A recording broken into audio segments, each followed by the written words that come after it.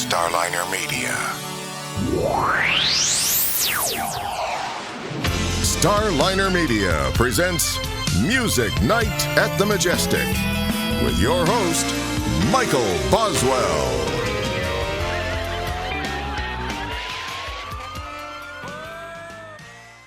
All right, time once again for Music Night at the Majestic, and with us tonight, Clay Melton. Clay, welcome to the show.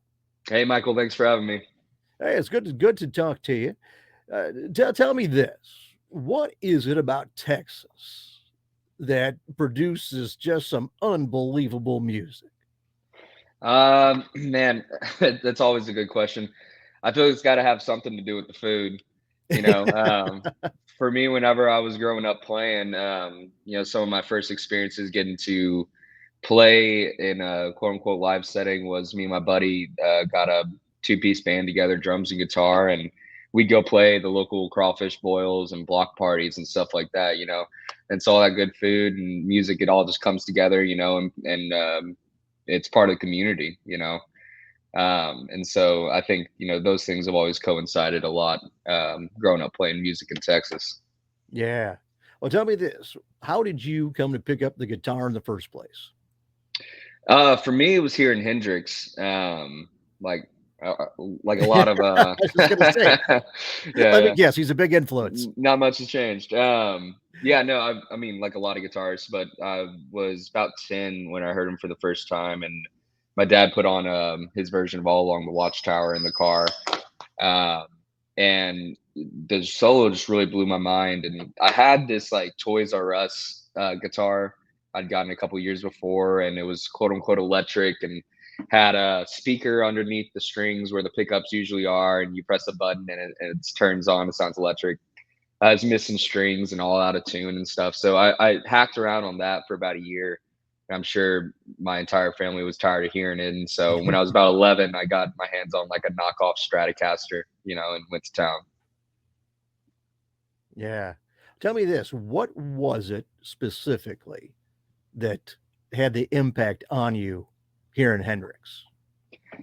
I honestly, that part specifically in All Along the Watchtower, it's the mid section of the solo, and it's like a slide section. But I just never heard guitar sound like that, I guess. And that specific section, I had to ask, like, what's making that sound, when I found out it was a guitar, and then I started listening to more Hendrix, and something that I still, why I still love to listen to Hendrix, and still learn from listening to Hendrix, is he was just such an explorative player, Mhm. obviously rooted in blues, obviously rooted in these traditional styles, but a player of his own in every way, as a writer and everything. Yeah. Now, who would be a few of the other guitarists that have been an influence on you? I can hear a few of them, listening to your work. Who, Sure. who, from your perspective, who are the ones that really kind of guided you in your style? I mean, like most guitarists in Texas, it was Stevie Ray Vaughan, ZZ Top. Those are some heavy hitters you can't go without listening to. I first, and once I started getting kind of heavy into Hendrix and Stevie Ray, kind of at the same time, I started going back to their influences. Buddy Guy was a more traditional style of, blues guitarist that I fell in love with before I started going back to some other, older and more traditional styles, all the way back to Robert Johnson and Son House and then everything in between. Freddie King is my favorite of the Kings, and another Texas boy as well. But all the Albert King and BB King. Um, I'd say those were like, a lot of the blues guitars, and then there's more of the rock side, like Zeppelin and things like that. And I love a lot of modern rock as well. Wes Montgomery and some other like jazz players were players I got into later, um, right around college years and stuff like that. And those were, another phase that kind of gave me a different appreciation for, like, you hear Stevie Ray do Stang Swang, and that's his jazz voice, really, playing horn lines, and so it gives you a different appreciation on things that you've already heard, growing up. Yeah, tell me this, were you like a voracious music collector to where you'd hear something and then you'd have to, get it?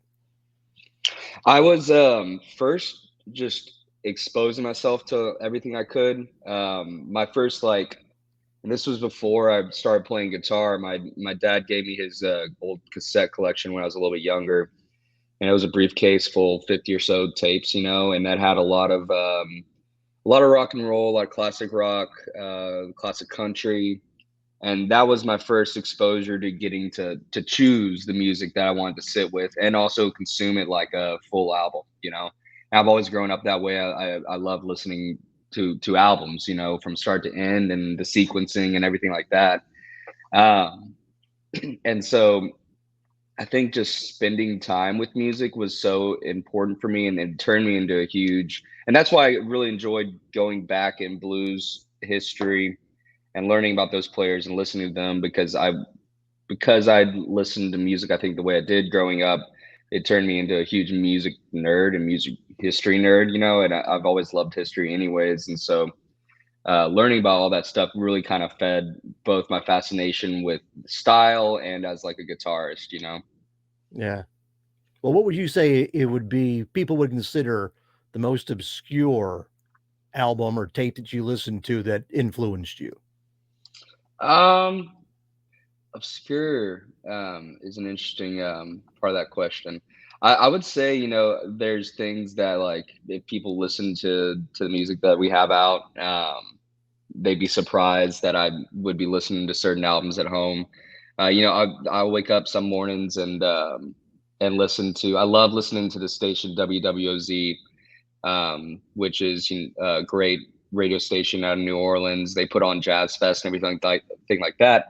So there's some mornings I'll wake up and put that on and listen to swing music, or I love like Freddie Hubbard's, Gypsy Blue, and then sometimes I enjoy like I love. I think 70s is my favorite era of like rock and roll, kind of like tonally, like the production, I felt like they had advanced like production, tools, boards, microphones, or all that tech had kind of progressed to a point to where they could capture at such a higher degree, and just the tones of the albums became a different level. So there's a lot of like 70s soft and like classic rock that I love. Then modern stuff like Foo Fighters or Pine Grove is a smaller band that's more recent and stuff. But if it's a good song, I like it. Yeah. To tell me this, are you more of an aficionado of the analog recording process or the digital? I grew up right before home recording became so accessible. So my first experiences recording were on like a Tascam multi-track recorder, and that's how I started writing. And those learning with those limitations was a great foundation for me, I think, because it kind of informed my process for home recording. I kept it kind of in the same vein. This is just a way to press record, rather than overproducing and stuff like that. And now I'm not knocking home recording at all, because it's a beautiful thing that we can make music pretty much anywhere. And that's kind of what we did on our last couple of releases. But there's something about just getting the mics right and getting everything feeling good, and then going at it as a full band, because especially with rock and roll and roots music, that's something it's very hard to replicate, is people doing it together in sync, and feeding off of each other. And I think that's an important part of a lot of like root style music. Well, yeah, because you've got the chemistry Yeah. between the players, and that's so many times the difference, yeah, in bands, because until a certain person joins the group or what have you, it doesn't quite click right. But then Yeah. once the chemistry is right between all the members, that's when everything's firing on all cylinders. Exactly. Or when you have, a band with a lineup change, a new drummer or something like that, and you can hear it and feel it. Right. I mean, it's one of those things to where you never know. It could be better, could be worse, but it's never the same. Yeah, it's always gonna be different for sure. Exactly.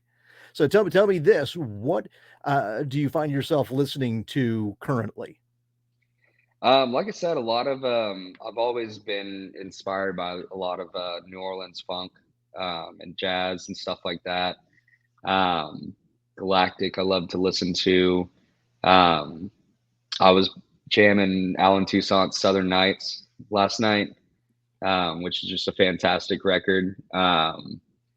And so, yeah, I kind of, I guess I go through phases where I'm like, all right, what's new? Like, what's brand new right now? I want to, kind of, see why I can feed myself musically. And then I'll go through times where I'm not listening to anything that was, made after 1990, and I guess I'm kind of in that dip right now. Yeah. Well, tell me this: given how divergent, your musical tastes are, and the things that you've been exposed to or exposed yourself to, when you sit down to write, how do you incorporate those influences? Most times I'll find that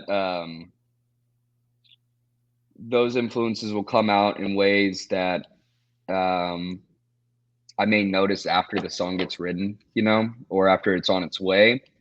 Because I think, this may be a product of basically performing in three pieces for most of my musical life.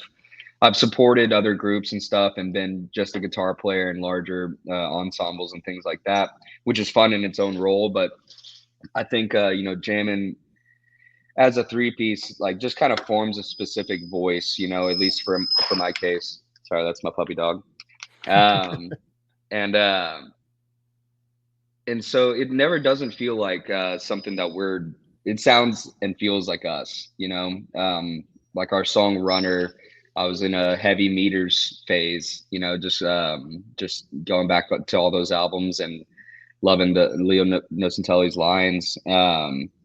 And that's kind of where the riff came from, because I was just messing around with it. But, what happens is it turns into its own thing, and if anybody listens to that song of ours, I wouldn't even call it anything close to a meters tune, because it's like high energy. Mhm. But that's kind of where the idea came from. So it's fun to see those influences come out. They'll peek their head out, yeah, in different ways. Yeah. Well, tell me this: you mentioned riffs. When you were learning to play, what were a few of the riffs that you were trying to get to do that Mhm. once you finally hit them, you were like, "Oh, that's cool." There's two that come to mind for that.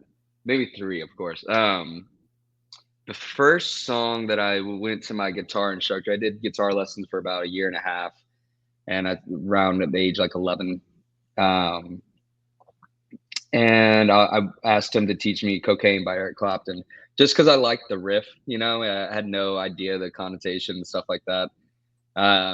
And so, there I am, 11, coming out of guitar lessons, getting into mom's car. It's like, I learned cocaine today. I was like, oh, great. You know, um, but I just remember playing that and just the satisfaction of learning a simple riff as a new guitarist, is so inspiring to keep learning. Mary Had a Little Lamb, the classic, Buddy Guy's kind of riff on it. That was one of those things where, once I got it, I didn't want to stop playing it. So I didn't want to forget it. So I just played it on loop, for an hour, and would start doing it faster and slower. And then, of course, Voodoo Child is one of those. As a young guitarist, you learn, you get yourself a wah wah pedal and start clicking along, and it feels pretty fun. Yeah. Now, yeah, when you're writing, are you a music first or a lyrics first writer? Yeah, Uh, generally speaking, it's always different, obviously, but yeah, I don't have a standard approach or anything like that, I guess a routine approach, but it tends to be that the music will inspire more. Um, and as long as I have a melody and kind of like a tagline to go with, then the lyrics tend to develop later on once I feel like the arrangement is strong. But sometimes it's just a vocal line that that'll kick it all off, but typically it's the music and the groove and something to start, nodding your head to and writing the tune, Yep. Well, as Buddy Holly said, start with a good groove and build from there. That's right. Hasn't changed. Now, tell me this from a song. We talked about your guitar influences. How about from a songwriting perspective? Who are some of the songwriters that you would cite as influences? Yeah, this is obviously another popular one amongst guitarists. But John Mayer was always interesting, or is an interesting songwriter to me, just because he takes these aspects that I love about guitar playing, and specifically like playing a Strat and the tones that come out of that kind of instrument, but then packaging them into a very well written, popular song. So there's just like a lot of tastefulness, in his songwriting. Again, that's why I always go back to Hendrix, because he was explorative and he didn't put, any kind of limits on what he wanted to try, and the stuff, Electric Ladyland's been my favorite album since I started playing guitar, and it holds track? up. House Burning Down is a sleeper on that album, I think, because it's got a lot of different changes through it, and it's on the back half of the album, and so sometimes when I just haven't listened to the whole album in a while and I get up to that track, I'm like, oh yeah, the song rocks. Exactly. Now, playing live, what was the first gig that as a professional, we'll say, that you played, and what do you recall from that night? Oh man, the first ticketed show, I guess we could call it, like, as a professional, because before, like I said, me and my friend Kyle, we started doing crawfish boils and stuff like that. Then started trying to go out to open mics, where we could get on. We were way too young to be in bars yet, but we were showing up, and we had a show at a place called Main Street Crossing in Tomball, Texas, like outside of Houston. And we opened for a local blues player, Brad Apsher, who I'm still good friends with. And I just remember it being just as much fun as I thought it was going to be. I've never really had like stage fright, thankfully, or any nerves like that, but more of like just kind of healthy excitement, right before. And those first couple times playing live really solidified, all right, this is something that I could love doing forever. And it still feels that way. Playing live is like the biggest payoff, in my opinion, as far as studio work and creating an album we love doing. But it's just it's a labor of love.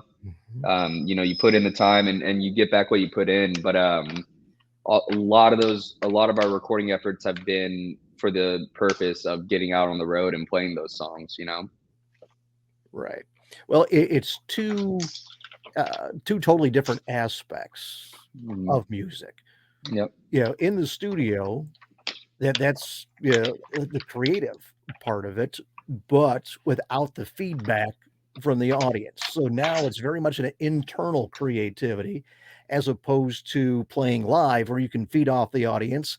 The other guys in the band are doing the same, and you're feeding off of them, and you do things that you wouldn't do in the studio. Yeah.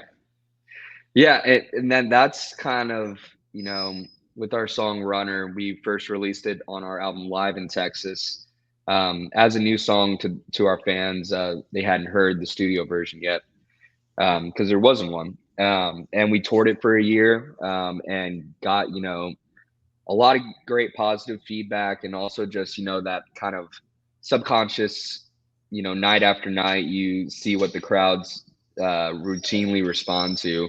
And that was one of those songs that that the audience really got into. So it went through a lot of changes. You listen to the live version, the studio version, they're different worlds almost. The choruses are a completely different drum beat. And that was with intention. I wanted to share something that would grow and that people could appreciate the differences. Kind of like when your favorite band does a live album after the studio and you get to appreciate all the nuances of them changing it live, you know? And that's kind of like our live shows. We keep a lot of moments open for improv. So it keeps it fresh for us every night, but also, you know, it's real for the audience, you know? Yeah. Tell me this, Clay. What's something that you've learned playing songs live, songs that you hadn't recorded yet, or final version, that made you change what the original intention was? I think there some things we've learned is just because it feels right in the practice room, you know, you get into a habit of playing something because it's your idea of what the section should be, right? But you know, that's something that I think touring in a song will always prove is when it just doesn't quite feel there yet, you know, night after night, then the answer's apparent, you know.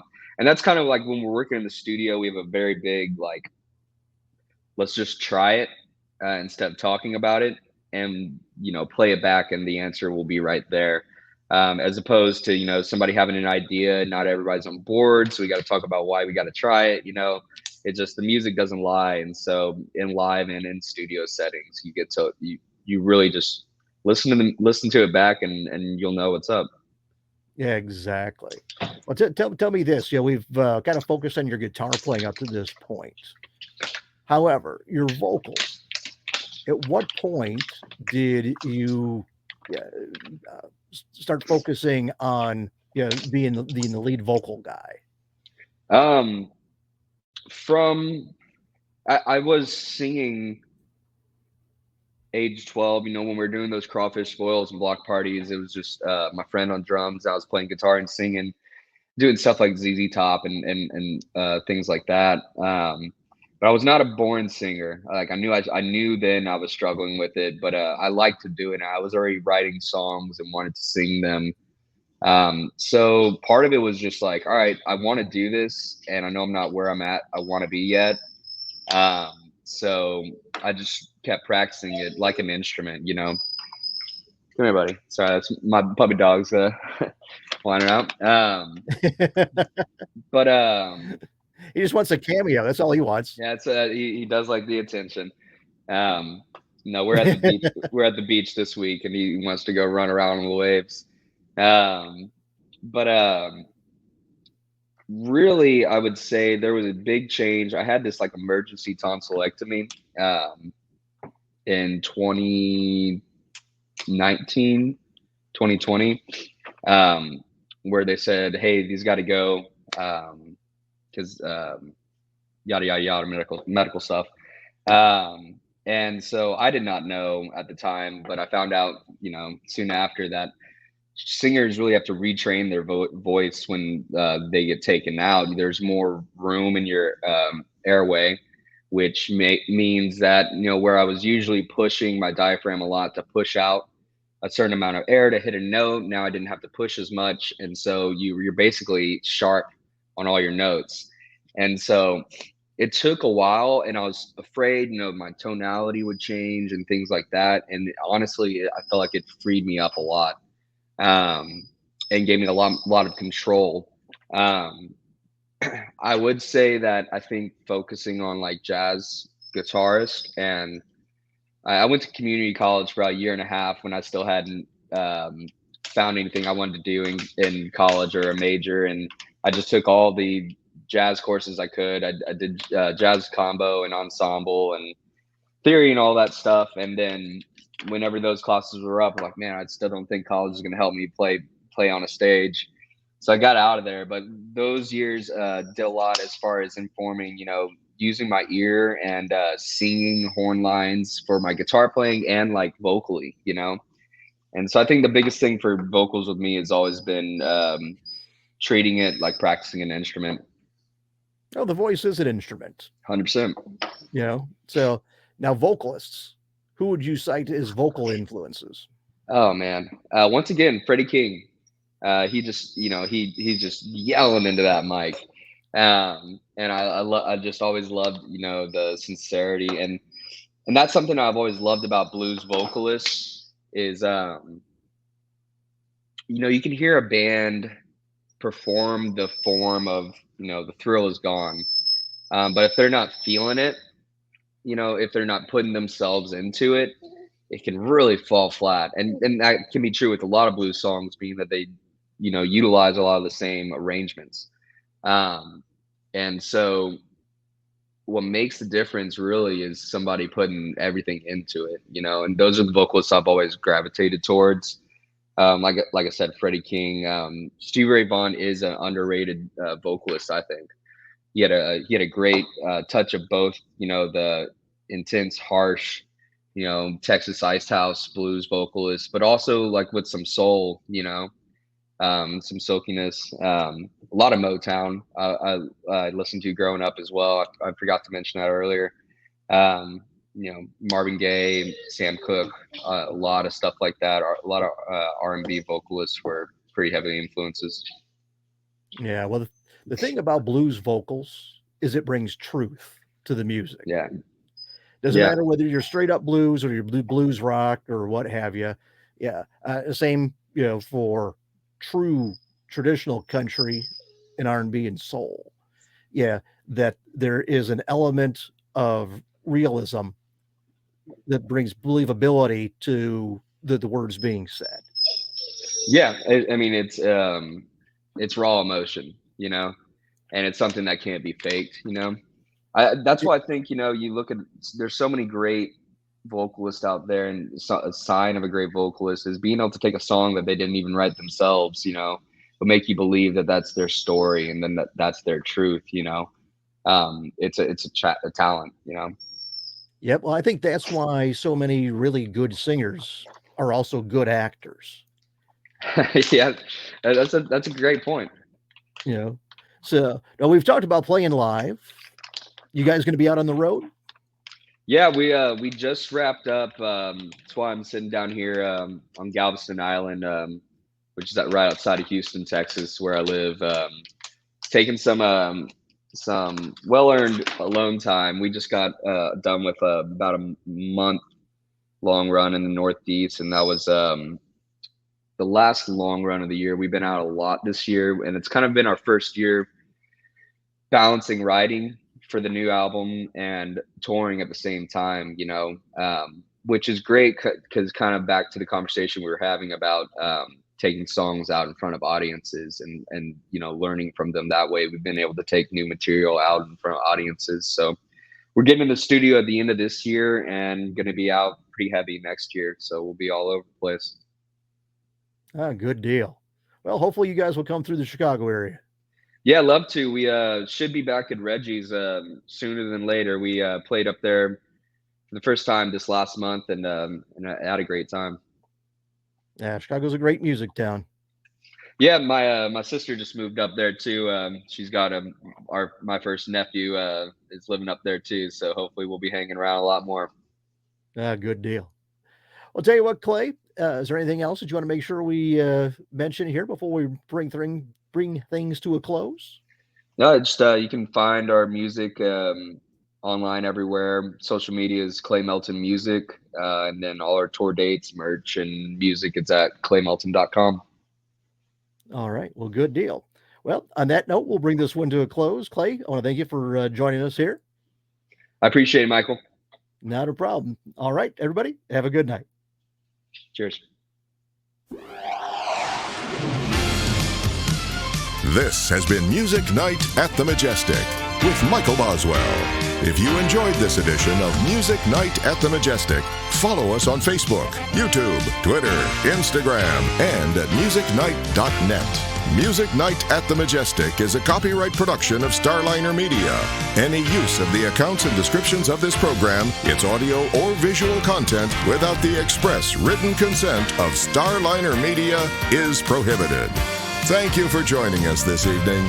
We'll see you next time for Music Night at the Majestic. This is your announcer speaking.